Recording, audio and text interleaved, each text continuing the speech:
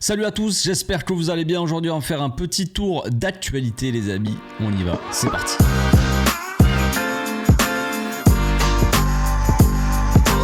Au passage, n'hésite pas à nous rejoindre si c'est pas encore fait et à partager la chaîne autour de toi, ça fera plaisir à tonton. On va commencer cette petite vidéo par parler un petit peu de nos jeunes du Barça B.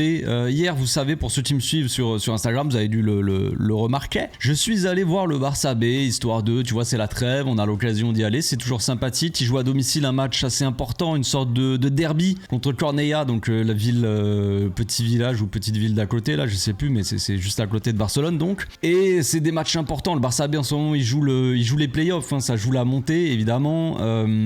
Rafa Marquez qui fait quand même, on va le souligner, un travail assez excellent avec le Barça B depuis qu'il est arrivé, mais là cette saison vraiment on monte encore en niveau, on va dire. On a des joueurs, il a les joueurs pour aussi évidemment, mais il a des difficultés, des obstacles, on va dire, pour produire un petit peu du beau jeu. C'est-à-dire que l'obstacle principal, c'est que la plupart de ses meilleurs jeunes joueurs, eh bien ils montent souvent avec l'équipe première. Il a dû souvent faire sans Casado, qui est le capitaine déjà du Barça B. Casado qui est souvent appelé avec l'équipe première. Quand il joue pas le même jour, Casado, il peut après aller jouer, parce que généralement il a pas beaucoup de minutes, on le sait, il peut aller jouer avec l'équipe B quand même. Mais quand le Barça B, l'équipe première, il joue la même journée, eh bien il ne peut pas. Hector Fort aussi, qui avait débuté la saison avec le Barça B titulaire, eh bien il a dû aller avec l'équipe première, être appelé petit à petit parce qu'il y a des blessures, tout ça. Maintenant, la plupart du temps, il ne joue pas avec la B. En plus, là, il a été sélectionné avec l'équipe de l'Espagne, enfin pas l'équipe A évidemment, mais les jeunes de l'Espagne, donc il n'est pas disponible. Marc Bernal, tout ça aussi, qui là était pas sélectionné parce que, qui était pas avec le Barça B parce qu'il était en sélection aussi chez les jeunes. Bref, il y a Lamine Yamal aussi, on le sait, Lamine Yamal depuis qu'il est arrivé, on se dit qu'il est destiné à jouer en équipe première, mais de base, Lamine Yamal aurait dû aussi jouer avec la B et apporter un petit peu son talent, hein, tout simplement à cette équipe, rajouter un petit peu son talent à cette équipe. Mardiou aussi, qui est beaucoup appelé avec l'équipe première, qui n'est plus avec la B, qui commençait un petit peu à être appelé par Rafa Marquez, mais voilà, c'est fini. Pau Cubarsí, qui était titulaire en début de saison avec la B, qui maintenant est en équipe première, titulaire aussi. Donc vraiment, on a quand même pas mal de jeunes joueurs de la B qui sont montés quasiment directement avec l'équipe première, et pourtant Rafa Marquez continue son petit bonhomme de chemin, son ascension, on va dire. En tout cas, son équipe continue. Ils n'ont pas perdu un match depuis début février, je crois, à peu près en même temps que Xavi, je crois, que Xavi, là, la dernière défaite, ça date à peu près en même temps que la dernière défaite du Barça B. Donc vraiment, on est sur une bonne lancée. Pour l'instant, le Barça B, ils sont deuxième de division 3, à 1 point du premier. Les playoffs, pour ceux qui ne connaissent pas, on a le premier qui monte directement d'office en division supérieure, et de la deuxième à la 5e place, ça joue les playoffs. Donc il y a une sorte de mini championnat qui se joue. Le Barça après doit battre les équipes pour faire partie des deux. Je crois qu'il y a 2 autres équipes, il y a 3 équipes qui doivent monter, la première équipe d'office, et après 2 autres équipes qui montent en division supérieure. Donc ça serait beau, ça serait bien pour nos jeunes joueurs, ça serait bien pour le club en général, quoi. D'élever le niveau, d'aller jouer en division 2. Ça fait longtemps, la dernière fois que c'était arrivé, c'était quand il y avait je crois Pep Guardiola qui était entraîneur de la B. Il avait fait monter l'équipe en division 2, et je crois que depuis on stagne un petit peu en division 3, il me semble, hein, si je dis pas de bêtises. Donc hier au match, j'ai pu rencontrer aussi ça c'était ouf, mais juste avant le match, j'ai croisé Arnaud Tenas à côté de la buvette là. Il était avec des potes et tout, avec des jeunes joueurs aussi du Barça B, ou d'anciens du Barça B, je sais plus, bref. Parce qu'il y avait son frère jumeau qui jouait pour Cornellà, donc il est venu voir son frère par la même occasion, tout ça. Donc j'ai pris une petite photo avec Arnaud Tenas. Et après le match, j'ai pu voir Casado, j'ai pris une petite photo aussi avec, j'étais très content, Casado. El Grande Casado, ça fait plaisir. Donc si vous avez l'occasion d'aller voir le Barça B, généralement vous pouvez facilement voir quand même des joueurs du Barça B au stade. Souvent on sait qu'il y a Gavi qui va faire un tour aussi voir la B. C'est plus difficile de croiser Gavi évidemment, mais même en partant du stade, j'ai croisé Unai Hernandez aussi. Je suis pas allé le voir, j'avais pas envie d'aller le déranger non plus, prendre des photos, mais voilà. Unai Hernandez, il y avait, j'ai vu Diunku aussi, pour ceux qui connaissent, le défenseur du Barça B de la saison dernière. Il est plus au club, mais voilà. Vous avez l'occasion quand vous allez voir les matchs comme ça du Barça B de voir quand même pas mal de joueurs de l'équipe B, des futurs stars. Moi j'étais allé voir aussi un match du Barça B il y a quelques mois, j'avais croisé Pau Cubarsí, Marc Bernal, tout ça. J'avais pas pris de photo avec parce que je suis pas trop... voilà, je voulais ma photo avec Casado parce que c'est Casado. Mais les autres après j'ai pas forcément pris de photo, mais voilà, tu les vois à côté de toi comme ça, tu les salues, tu les encourages, tu leur dis bon match, tout ça, c'est toujours sympa. Enfin bref, vous avez dû voir aussi dans les médias, il y a Cancelo qui s'est pas mal exprimé, il a parlé de beaucoup de sujets, de sa sélection du Portugal, tout ça, des trucs qui ont fait débat avec Ronaldo, tout ça, bon bref, on s'en fout un petit peu de ça, mais il a parlé surtout du club en soi. Il a dit qu'il n'y a pas plus grand rêve, je vais pas vous le traduire, mais vous dire à peu près ce qu'il a dit, parce que souvent vous savez, vous avez des médias qui partagent un peu les infos, mais c'est souvent un petit peu mal traduit, donc ça induit en erreur tous les supporters. Mais en gros, s'il a dit à peu près, c'est ça quoi, qu'il a dit que le Barça, il n'y a pas plus grand rêve, on va dire, que de jouer au Barça, qu'il veut absolument rester là, lui, qu'il est très bien ici, qu'il a fait un effort aussi sur son salaire pour signer, mais qu'il n'y a pas de problème en soi, tout ça. Il a parlé aussi un peu de City, il avait dit que, en gros, il a insinué plus ou moins quand même qu'il y avait quand même un problème avec Guardiola, que lui, il a toujours été professionnel, qu'il a jamais posé de problème, il a dit demander à mes coéquipiers, tout ça. Donc voilà, il a l'air d'avoir eu quand même une petite embrouille entre Cancelo et Guardiola. Après, c'est des caractères assez forts, c'est difficile. On sait que Guardiola, il est un peu beaucoup dans le contrôle. Dans le contrôle de ses joueurs et tout ça, peut-être un peu trop sur le dos des joueurs. Avec certains ça peut mal passer, on l'a vu, Zlatan Ibrahimovic qui a carrément écrit un livre où pendant quasiment tout le livre il parle de Guardiola et il le taille dedans. Donc voilà, on sait que avec les forts caractères, généralement Guardiola c'est pas trop passé, on se rappelle de Samuel Eto'o aussi, donc pas évident. Mais Cancelo, en gros, voilà, il sous-entend quand même qu'il y a eu un petit problème Guardiola, mais que voilà, en tout cas, il est très bien au Barça, qu'il a envie de rester, tout ça. On voit quand même qu'il apporte cette mentalité en plus. On voit aussi qu'il est beaucoup avec les jeunes, à les encadrer, on va dire les porter sous son aile, tu vois. Avoir une mentalité en fait de champion comme Cancelo et la qualité aussi du joueur, l'expérience qu'il a. Pour les jeunes, c'est aussi une bonne chose. Cancelo, il y en a plein. On a pu peut-être critiquer son comportement, qui fout la merde dans les vestiaires. C'est ce qu'on nous a dit dans les médias. Qui nous l'a dit en soi, c'est toujours ça le truc. On n'en sait rien concrètement. Ce qu'il fait dans les vestiaires, est-ce qu'il met la misère à tout le monde dans les vestiaires? Est-ce qu'il est en train de se battre avec le staff technique? Je ne pense pas. Qu'est-ce qu'on entend par foutre la merde dans les vestiaires? Je ne sais pas. Si lui, il a une forte personnalité, si ses objectifs c'est de gagner la Liga, gagner la Champions, si on perd un match et Cancelo il est là à gueuler dans les vestiaires et dire qu'on a joué comme des merdes, si c'est ça foutre la merde, bah c'est juste qu'il a une mentalité peut-être au-dessus de la moyenne à vouloir la perfection, on va dire, tout simplement. Donc je ne sais pas. En tout cas, moi je le vois comme quelque chose de positif pour les jeunes au niveau de la mentalité. Il a parlé aussi de Xavi, il a dit que Xavi c'était une légende du club déjà, tout simplement. Il a dit que Xavi était arrivé dans un moment pas évident pour le club, au moment où le club était un petit peu au plus mal. Il est arrivé, il a relevé un petit peu le club, c'est ce qu'on a vu de toute façon, qu'il a gagné des trophées, tout ça, alors que on est quand même dans une situation qui est pas évidente. Donc malgré tout ça, voilà, il trouve que Xavi a fait quelque chose de positif. Et voilà, c'est étonnant de voir que même Cancelo, lui, qui vient à peine d'arriver au Barça, paraît quand même assez dans la mentalité, on va dire, coulée. Ça, c'est quelque chose de positif, je trouve. En parlant de latéral droit, on va parler un petit peu d'Hector Fort aussi. Vous avez dû voir qu'il y a une petite rumeur qui est sortie, comme quoi, soi-disant, le club aurait refusé une offre de 35 millions pour Hector Fort. Bon, je sais pas vraiment si c'est vrai. On sait qu'il y a eu une grosse offre aussi. Il y avait eu une grosse offre pour Lamine Yamal de je ne sais quel club. Voilà, le mercato, c'est pareil pour Ronald aussi. Araujo, on sait que le Bayern, apparemment, ils sont assistants, tout ça. Je pense que Ronald, il a qu'une envie, c'est de rester de toute façon, avec le discours de Laporta aussi, qui fait que de dire que Ronald, bah, s'il pouvait, lui, Ronald, il resterait à vie. Voilà, c'est juste une évidence en fait. Ronald, il aime beaucoup le club, il est capitaine, ça représente beaucoup pour lui. Il n'y a pas de raison qu'il parte en fait. Voilà, après, si le club vraiment le pousse dehors, lui, je pense pas qu'il sera là à faire le forcing pour rester. Il s'en ira. Tout simplement. C'est pas forcément la bonne chose à faire de toute façon. Donc concernant Hector Fort, pour moi c'est un invendable. Pour moi il fait partie de ces jeunes-là, cette jeune génération qui arrive, sur laquelle on doit miser tout simplement, des Marc Bernal, même peut-être des Pau Prime, j'en ai pas parlé tout à l'heure, qui a fait un excellent match avec la B hier, qui a été titulaire au poste de pivot, Casado était latéral droit, Pau Prime qui a sorti vraiment un bon match que je trouve de mieux en mieux, parce que franchement Corneilla en face c'était des Golgoth de fou, c'était des armoires à glace tous, ils faisaient tous 2 mètres, t'as l'impression qu'ils étaient tous costauds, et pas au prime, qui a un physique un peu plus petit quoi, on va dire un peu plus frêle. Vraiment c'est bien débrouillé.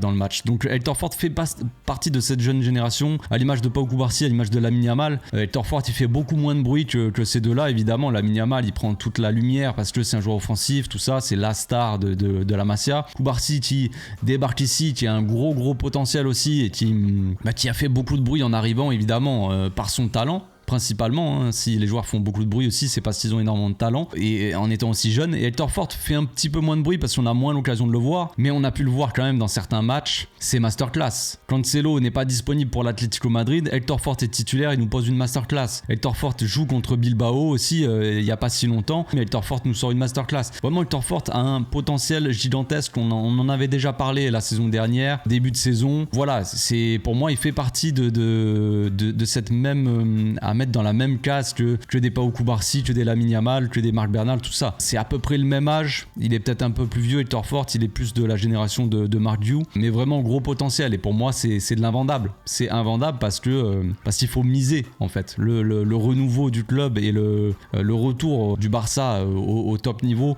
pour moi, doit passer par la Masia, tout simplement. C'est une évidence en fait. C'est la philosophie du club et on ne doit pas s'en écarter. Sinon, on va faire un petit checkpoint des matchs de sélection. Vous avez dû le voir évidemment, Mikayil Faye qui a été sélectionné pour la première fois avec le Sénégal, c'est magnifique, il fait de l'excellent travail avec le Barça B, titulaire indiscutable et pilier de cette défense du Barça B depuis qu'il est arrivé cet été, hein, parce que on se le rappelle, il est arrivé que cet été. Bon, déjà le patron voilà de la défense, et là il a été appelé pour la première fois avec le Sénégal, premier match, et qu'est-ce qu'il fait? Qu'est-ce que c'est de ce but? Il nous a mis un golasso de l'espace. Quelle frappe! Quelle frappe incroyable de Mikayil Faye. On sait qu'il a une bonne frappe. Il s'est déjà testé aussi pour ceux qui regardent un petit peu de temps en temps la baie. Vous avez dû voir que Mikayil Faye, il tente des fois des coups francs, il aime bien tirer tout ça. On sait qu'il a une bonne frappe. Maintenant, il n'avait jamais mis de but comme ça et là, il nous met une golasso, le truc. Un truc de ouf. Donc c'est propre parce que Mikayil Faye quand même, il en est à 4 buts cette saison et surtout, ces 4 buts en fait, il les a mis sur ses 6 derniers matchs. 3 avec le Barça B, c'est des buts sur corner, de la tête ou un peu de cafouillage sur corner, je crois, et un but, mais principalement sur corner. Et là, un but de ouf avec sa sélection. Donc c'est propre. Mikayil Faye, si en plus d'être excellent en défense, il commence à marquer des buts comme ça, jusqu'où il va aller? C'est ça la question. Donc pour moi, Mikayil Faye aussi, hein, pour détailler un petit peu plus sur Mikayil Faye, pour moi, il doit faire partie du projet pour la saison prochaine déjà, pour l'équipe première. C'est une évidence. Quand on voit Inigo Martinez, j'adore Inigo Martinez, j'adore son comportement, j'ai trouvé plutôt bon avec le Barça quand il a joué en début de saison, voilà, dès qu'il est revenu un peu de blessure. Mais Inigo Martinez, c'est un joueur qui est sujet aux blessures, c'est un joueur qui est assez âgé, c'est pas un projet pour l'avenir. En soi, Inigo Martinez, c'est un mec qui doit apporter son expérience, tout ça, en attendant que les jeunes arrivent et soient au niveau. Si les jeunes sont au niveau, est-ce qu'on a besoin d'Inigo Martinez en soi? Pour moi, pas vraiment. Inigo Martinez, c'est un des seuls, voire le seul défenseur central gaucher de l'équipe. Donc c'est pour ça que ça nous apporte quelque chose en plus. La saison prochaine, si Mikayil Faye il continue comme ça et qu'il arrive à un niveau excellent, il n'y a pas de raison de pas faire monter Mikayil Faye et Inigo Martinez, soit le libérer, soit le vendre, j'en sais rien. C'est pas que je suis pas ingrat avec Inigo Martinez, mais j'ai envie de dire qu'il faut avancer un petit peu dans le projet et mettre un mec comme Mikayil Faye dans la rotation, au moins dans un premier temps avec l'équipe première. Je pense que c'est plus pertinent que de rester avec Inigo Martinez. Et je dis bien si Mikayil Faye il élève encore le niveau et s'il monte en puissance. C'est sûr que si Mikayil Faye d'un coup du jour au lendemain il devient mauvais, on va dire qu'il perd tout, son football, tout ça, ça n'a pas de sens, évidemment. Mais s'il continue sur cette lancée, je pense qu'il devrait avoir sa place. Vous avez dû voir aussi le match, le match, on va appeler ça comme ça, Allemagne-France. L'Allemagne qui a sorti un match assez monumental contre l'équipe de France. Koundé qui est sorti sur blessure, qui avait pris un gros coup à la cheville, donc il n'y a pas d'inquiétude. Normalement, Koundé n'est pas blessé. Il n'y a rien, on l'a vu s'entraîner, on l'a vu courir, tout ça assez normalement. Donc c'est juste un gros coup, pas de quoi s'inquiéter. Mais j'espère qu'il ne jouera pas le deuxième match, qui sera mis au repos. Ça n'a pas d'intérêt, c'est des matchs amicaux, tout ça, ça sert pas à grand chose. On sait que Koundé, ce qu'il peut apporter à l'équipe de France ou à son équipe, je pense que Deschamps il en est conscient, donc ça sert à rien de faire des tests. Comme pour l'Allemagne, à chaque fois Gundogan joue 90 minutes, il faut arrêter. Gundogan, on sait ce qu'il peut apporter à ton équipe, frère, ça sert à rien tu vas pas faire des tests en mettant Gundogan 90 minutes. Voilà, contre la France, il est sorti à la 70e, je crois, un truc comme ça. Que ça sert à quelque chose qui joue tous les matchs, Gundogan Gundogan à chaque fois, faut arrêter les conneries. Donc Gundogan qui s'en est bien sorti face à la France, Ter Stegen aussi qui s'en est bien sorti face à Mbappé, qui a réussi 2-3 un arrêt surtout vraiment où Mbappé il arrive en face à face, il essaie de lober, de faire une petite balle piquée, Ter Stegen qui fait un petit réflexe, il prend. Voilà, bon, ça ne veut rien dire, il n'y a pas de... Évidemment, ça parle de Barça PSG déjà avec Ter Stegen et Gundogan face à Mbappé et Dembélé. Voilà, bon, bref, c'est pas très pertinent tout ça, mais en tout cas, c'était voilà pour donner un petit peu de nouvelles. Mais moi, ce que je trouve le plus intéressant là-dedans, c'est surtout Nagelsmann en fait, qui arrive à faire quelque chose de monstrueux avec l'Allemagne. L'Allemagne qui commençait un petit peu à, on sentait l'Allemagne en fin de cycle. Je sais pas, tu vois. Pourtant, il y avait du talent. Il y a des Wirtz, des Musiala, vraiment, il y a du talent dans cette équipe d'Allemagne. Mais on sentait une équipe d'Allemagne avec l'ancien sélectionneur qui était un peu pas ouf quoi. Je sais plus qui c'était l'ancien sélectionneur, vous allez peut-être me dire, me rafraîchir de la mémoire dans les commentaires, mais Nagelsmann qui arrive et qui amène un nouveau souffle et qui vraiment nous montre quelque chose de très pertinent. Donc moi j'aime beaucoup Nagelsmann. Vous savez qu'il est dans la liste, dans la pré-liste on va dire, des potentiels remplaçants de Xavi. Moi je l'ai déjà dit, hein, mon remplaçant idéal peut-être pour si Xavi part évidemment, parce que ce n'est pas sûr, on sait jamais ce qui peut se passer. Moi j'aimerais beaucoup Nagelsmann, voilà, je trouve que c'est le choix le plus pertinent en termes de philosophie et en termes d'avenir aussi. Nagelsmann, je le trouve assez intéressant. Et pour finir donc Ronald, vous avez dû voir la nouvelle qui est sortie aujourd'hui, Bielsa, plus coulé que les Scudo, qui nous a libéré Ronald, qui l'a mis au repos, il l'a renvoyé à Barcelone. C'est bon frère, t'as joué le premier match, pas la peine de te fatiguer plus que ça, rentre à la maison, repose-toi, il y a le Barça qui va jouer bientôt, calma. Donc ça fait plaisir. Voilà, donc Ronald, pas de risque pris par la sélection. Ça aurait été bien que la sélection espagnole fasse la même, mais vous le savez déjà, demain il y a Espagne contre Brésil et je pense que Lamine Yamal va jouer 90 minutes ou un truc comme ça. On voit déjà le truc venir. C'est génial. Si seulement Luis de la Pampa avait fait ça avec Gavi. Mais bon. Sinon, vous avez dû voir que Laporta aussi s'est exprimé un petit peu dans les médias. Alors, je vais pas reprendre tout ce qu'a dit Laporta. Il a parlé de beaucoup de choses et tout ça. Je crois même qu'il a parlé de Cruyff aussi. C'était l'anniversaire de son décès hier. Donc voilà, c'était un moment d'émotion aussi. Il a abordé pas mal de sujets, de contrats, de jeunes, tout ça, un peu du futur. Il a parlé donc de Xavi. Principalement parce que c'est un peu le sujet d'actualité. Alors, j'ai plus exactement sa déclaration non plus, mais il a dit que en soi qu'il aimerait beaucoup que Xavi reste. C'est ce que je crois qu'il a dit, hein, que selon aussi les trophées qu'on allait gagner, si jamais le Barça arrive à gagner des trophées avant la fin de saison, c'est-à-dire qu'en fait les seuls trophées qu'il y a c'est la Ligue des Champions et la Liga, mais visiblement au sein du club ils y croient, c'est déjà pas mal, j'ai envie de dire, c'est assez normal aussi d'y croire, hein. Si tu y crois pas c'est qu'il y a un problème en tant que personne qui représente le club et qui travaille aussi au sein du club. Si tu crois pas en ton équipe c'est problématique. Donc il a parlé de Xavi, il a dit qu'il aimerait beaucoup que Xavi reste, tout ça, ils ont pas forcément parlé je crois à d'autres coachs, tout ça, donc forcément ça peut vouloir dire beaucoup de choses. On peut s'inquiéter peut-être, nous en tant que supporters, on peut se dire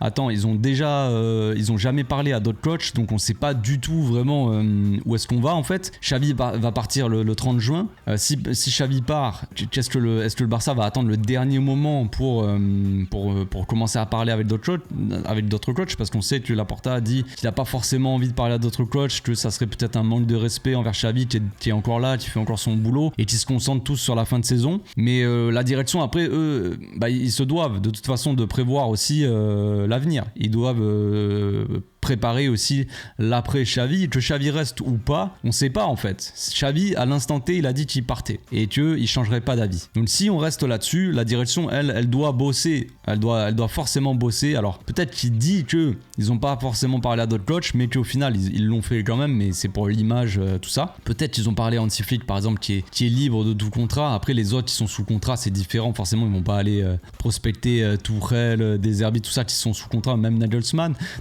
ça va être difficile. Moi comme je l'ai dit c'est mon choix favori, mais Nagelsmann il va préparer l'Euro avec l'Allemagne, il aura pas forcément le temps de préparer la saison non plus avec le Barça, donc c'est un peu délicat ça. Mais voilà, donc Laporta on a l'impression quand même qu'il préférait que Xavi reste, et que si Xavi gagne des trophées, je pense qu'au sein du club il y aurait quand même pas mal de personnes qui seraient pour que Xavi reste. Voilà, si on arrive à faire une fin de saison monumentale et que Xavi fait de la magie on va dire, il y a des chances qu'il reste. Peut-être que lui changerait d'avis, je ne sais pas. Je crois moyen pour l'instant, mais c'est une possibilité probabilité, il y a un pourcentage de chances que ça arrive. Je sais pas comment ça se passerait dans la communauté francophone, évidemment. Je précise francophone parce que c'est différent. Et voilà, mais vous, dites-moi dans les commentaires, pour ceux qui sont encore là, est-ce que si Xavi arrive à aller chercher par exemple au moins un trophée, au moins que ça soit la Liga, ou peut-être chose, on va dire le Graal, hein, pour les supporters, on a l'impression vraiment la chose la plus importante dans la vie des supporters, c'est la Ligue des Champions. Donc si Xavi arrivait à aller chercher la Ligue des Champions, est-ce que les supporters seraient pour qu'il reste concrètement,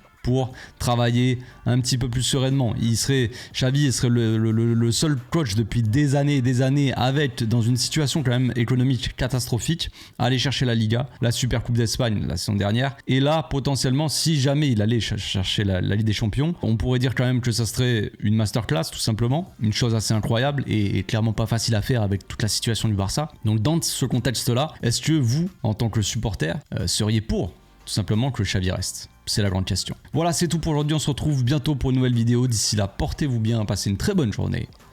Ciao.